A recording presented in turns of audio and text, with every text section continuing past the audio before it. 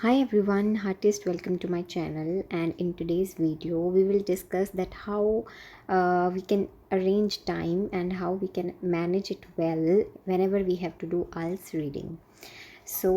ये बहुत ही कैंडिडेट्स की प्रॉब्लम रहती है कि जब भी वो रीडिंग करते हैं आइल्स में they are unable to cope up with the management of time. So in this video we will divide the time according to the section of the reading and you can overcome your difficulties. So before we begin, please consider the subscribing my channel and of course like this video if this would benefit you in any way. So without any delay, let's get started.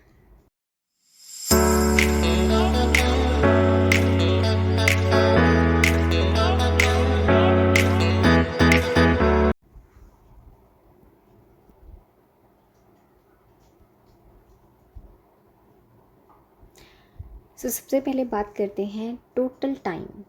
IELTS reading चाहे वो GT module है चाहे academic है, दोनों ही modules में 60 minutes यानी कि 1 घंटा जो होता है वो रीडिंग के लिए मिलता है. और एक ही घंटे में रीडिंग के 3 सेक्शन होते हैं, एकेडमिक में भी और जीटी में भी, और तीनों सेक्शंस को हमें कंप्लीट करना होता है पूरे 1 घंटे में. उससे ज़्यादा ऊपर का टाइम नहीं होता.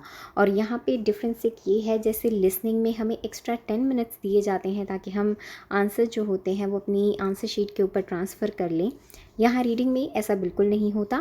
60 minutes are given and in those 60 minutes you have to write the answers on answer sheet as well. तो वहाँ पे आपको 10 मिनट्स एक्स्ट्रा नहीं मिलेंगे रीडिंग में कि आप अपने आंसर जो हैं आंसर शीट के ऊपर ट्रांसफ़र कर लें. मूविंग फर्दर, हमने पहले ही बात की कि रीडिंग चाहे जीटी की है चाहे एकेडमिक की है, टोटल सेक्शंस जो होते हैं उसमें 3 सेक्शंस होते हैं रीडिंग के. और डिफ़िकल्टी लेवल की हम बात करें तो सेक्शन 1 जो होता है वो सिंपल होता है, then it's moderate which is second one, and then moving to the third one that is trickier one.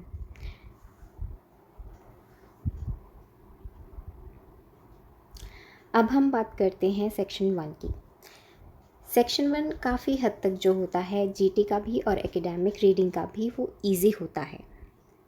यहाँ पर जो हम टाइम मैनेज करेंगे वो 10 to 12 मिनट्स होंगे, मैक्सिमम 12 मिनट्स फॉर सेक्शन 1. अब जब भी हम रीडिंग की प्रैक्टिस करेंगे तो हम टाइम मैनेज करेंगे, डिवाइड करेंगे कि 60 मिनट्स में से जो पहले 10 to 12 मिनट्स हैं वो हम यूटिलाइज़ करेंगे सेक्शन 1 में. और जब 12 मिनट्स चल रहे होंगे हमारे, तो रीडिंग करते टाइम जो भी आपको डिफ़िकल्ट क्वेश्चन लगता है कि मैं ये नहीं कर सकता या नहीं कर सकती, और या फिर वो आपको लगता है कि वो आपकी अंडरस्टैंडिंग में नहीं हो रहा, तो उस क्वेश्चन को गिवन टाइम के अंदर अगर नहीं हो रहा उसको छोड़ के आपको फर्दर मूव करना होता है. तो ऐसा कभी ना करें कि अगर एक क्वेश्चन आपसे सॉल्व नहीं हो रहा उसी के ऊपर आप 3-4 मिनट वेस्ट कर दें. Never do this. आप उस क्वेश्चन को छोड़कर, अनअटेम्प्टेड छोड़कर, आगे फर्दर जो है क्वेश्चन, नेक्स्ट क्वेश्चन जो है उसको देखें, उसको अटेम्प्ट करने की कोशिश करें. सेक्शन 1 इस तरह से हम करते हुए मतलब ज़्यादा से ज़्यादा हम 12 मिनट्स जो हैं वो यूटिलाइज़ करेंगे सेक्शन 1 पे. Next we have section 2 and this we will be doing in 15 minutes. Section 2 जो रीडिंग का होता है वो मॉडरेट लेवल का होता है, यानी कि सेक्शन 1 से थोड़ा सा ज़्यादा डिफ़िकल्ट होता है. तो इसके लिए we are giving 2 minutes extra rather than the section 1. यहाँ पर हम क्या करेंगे कि सेक्शन 2 जो है वो हम 15 मिनट्स में कंप्लीट करने की कोशिश करेंगे. तो हमारा सेक्शन 1 जो था रीडिंग का वो हमने किया 10 to 12 मिनट्स. हम क्वेश्चन करते गए, जो डिफ़िकल्ट वन था उसको लेटर ऑन के लिए हमने छोड़ के नेक्स्ट क्वेश्चन पकड़ लिया, और 12 मिनट्स के अंदर अंदर हमने सेक्शन 1 कर लिया. एंड देन सेक्शन 2 हमारे पास आया, ये उससे थोड़ा सा डिफ़िकल्ट है, तो हमने 15 मिनट्स से में सेक्शन 2 को कंप्लीट करने की पूरी कोशिश की. 15 मिनट्स में यहाँ पे भी वही मेथड है कि जो क्वेश्चन आपको 1 और 2 मिनट्स में जो सॉल्व हो रहा है दैट इज़ ओके. अगर किसी का क्वेश्चन आपको मतलब आंसर जो है आप कन्फ्यूजन में हो, आपको नहीं मिल रहा, या फिर आप 2 आंसर्स में पजल हो, तो उस क्वेश्चन को छोड़ दें फ़िलहाल के लिए और 15 मिनट्स में सेक्शन 2 जो है वो कंप्लीट करने की कोशिश करें. Moving further, we will be having section 3 and this is the last section of the reading. सो ये जो होता है डिफ़िकल्ट होता है पहले 2 सेक्शन से, तो यहाँ पर हम 23 मिनट्स जो है 60 मिनट्स में से यूटिलाइज़ कर रहे हैं। यानी कि पहला सेक्शन हमने कंप्लीट किया था 10 to 12 मिनट्स में, सेक्शन 2 जो है वो हम कंप्लीट कर रहे हैं 15 मिनट्स में, और जो लास्ट सेक्शन यानी कि सेक्शन 3 है वो हम कंप्लीट करने की कोशिश करेंगे विदिन 23 मिनट्स। सो विदिन 23 मिनट्स हम इस चीज़ को कंप्लीट कर लेंगे, सेक्शन 3 को पूरी तरह से फिनिश करने की कोशिश करेंगे। यहाँ पर भी मेथड वही रहेगा। सेक्शन 3 में बहुत सारे टाइप्स के क्वेश्चन एक साथ आते हैं, जैसे एमसीक्यूज़ भी होते हैं, 1 वर्ड भी हो सकता है, 2 वर्ड्स भी हो सकता है, and then true false not given यहाँ पर होते हैं।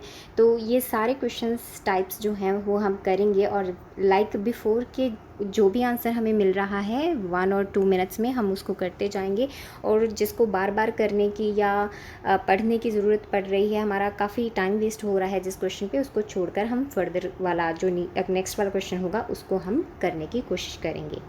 सो अब हमारे 3 सेक्शन जो हैं यहाँ पर कंप्लीट हो गए हैं। पहले सेक्शन में हमने टाइम लिया मैक्सिमम 12 मिनट्स, सेक्शन 2 में हमने लिया maximum 15 minutes, and then section 3 में हमने मैक्सिमम टाइम लिया 23 मिनट्स।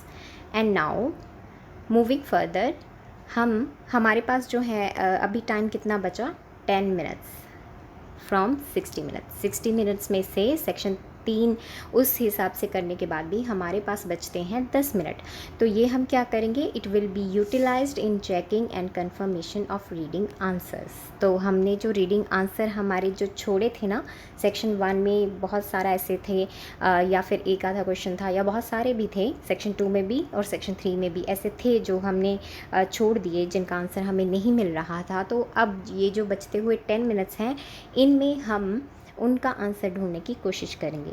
तो हम रीडिंग में ये मेथड अडॉप्ट करते क्यों हैं, 12, 15 एंड 23 मिनट्स वाला, और 10 मिनट लास्ट के लिए क्यों बचाते हैं, इसके पीछे भी एक साइकोलॉजिकल फैक्ट है कि देखिए सेक्शन 1 जो होता है वो इजी होता है, लेकिन उस टाइम पे जब हम काम कर रहे होते हैं, जब हम रीडिंग कर रहे होते हैं, तो हो सकता है हमारी जो हमारी लिमिट है अंडरस्टैंडिंग की वो थोड़ी लिमिटेड हो। लेकिन सेक्शन 2 पे आके जब हम थोड़ा और डिफ़िकल्ट रीड आउट करते हैं, थोड़े ब्रॉड हमारे होराइजन्स जो होते हैं वो ब्रॉड हो जाते हैं।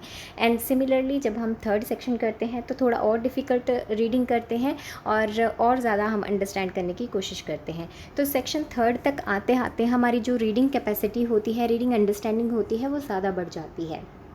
अब सेक्शन 3 करने के बाद जो सेक्शन 1 पे हमने क्वेश्चन छोड़े थे ना, अगर हम दोबारा से वो करने की कोशिश करेंगे तो वो हमें ईज़िली फाइंड आउट हो जाएंगे। क्यों? क्योंकि सेक्शन 3 करने के बाद हमारी reading capacity and well as understanding जो है वो काफ़ी एनहांस हो गई होती है। तो अगर हम ये मेथड अडॉप्ट करेंगे रीडिंग में, the result will be definitely positive, और आप अपना जो डिज़ायर्ड बैंड स्कोर है, चाहे एकेडमिक है चाहे जीटी है, वो स्कोर कर सकते हैं। I had always adopted this method in my reading, and I was enough able to score 8 bands in reading. I hope this will definitely benefit you as well. एक बार आप इसको ट्राई करें, और in the end usually as I say कि ये जो methods होते हैं, ये जो टिप्स एंड ट्रिक्स होते हैं, ये 1-2 दिन में नहीं आते, इसके लिए भी प्रैक्टिस चाहिए होती है। तो ये जो मेथड या टाइम डिवीज़न मैंने अभी आपको बताया है, अगर आप इसको आज से करना शुरू करते हैं तो हो सकता है आपको बिल्कुल भी इफ़ेक्टिव ना लगे, but day by day when you will use it, you will find it definitely positive as well as fruitful. तो आप इसको करके देखें, 2-4 दिन प्रैक्टिस करें, और इसके अकॉर्डिंग आपको जो है फ़ायदा होने लग जाएगा। And lastly, if this video has benefited you, then please subscribe to my channel, support it, and like this video. Do it share with others as well. I would definitely make new and new videos on IELTS, so that my videos can help you to overcome your all difficulties and can help you profoundly. Thank you everyone.